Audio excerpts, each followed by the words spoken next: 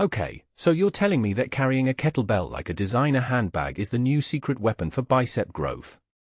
That's the claim Adam Sinicki, the pioneer, makes with this handbag curl thing.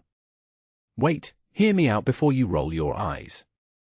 This isn't just another gimmick. There's actual biomechanical logic here, and honestly, it might be the missing piece in your arm day routine.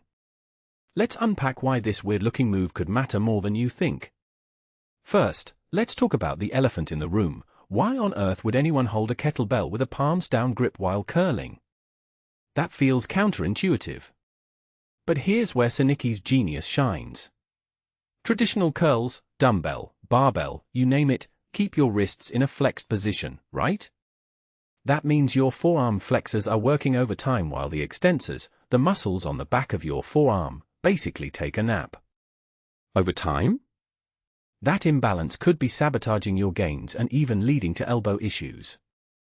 What many people don't realize is that forearm strength isn't just about grip, it's about creating stability through your entire upper limb kinetic chain. Now, when you flip the script with this overhand grip, suddenly those neglected extensors have to activate to keep the kettlebell from yanking your wrist into a limp noodle. But here's the kicker, your biceps don't just get off easy either. Because the weight is hanging forward, your elbows are fighting against a natural extension force throughout the movement. So your biceps aren't just flexing, they're isometrically contracting to maintain joint integrity. That's like forcing your muscles to multitask, which in my book equals more time under tension and better hypertrophy potential. Let me geek out for a second about leverage. Traditional curls give you a mechanical advantage at certain joint angles, letting you cheat with momentum. This move? It's merciless.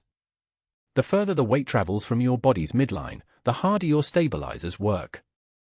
It reminds me of why gymnasts have those insane forearms, they're constantly managing unstable loads in weird positions. From my perspective, this isn't just an arm exercise, it's a lesson in functional anatomy. And honestly, isn't it refreshing that a lighter kettlebell can make you feel like you're lifting twice the weight just by manipulating physics? But here's where I think this gets really interesting, the cultural implications. Sinicki jokes about feeling fancier while doing them, but that's actually brilliant marketing. The fitness world is saturated with bro-centric exercises that prioritize brute force. This subtle rebellion, using a movement pattern associated with carrying designer bags, makes strength training more approachable. It's like the exercise equivalent of wearing pink in the gym to remind everyone that skill and technique matter more than ego lifting. What this really suggests is a shift towards smarter, more nuanced training philosophies that value muscle quality over sheer poundage. So should you drop all your preacher curls and Zotman curls for this? Personally, I wouldn't. But as a strategic finisher or active recovery day movement? Absolutely.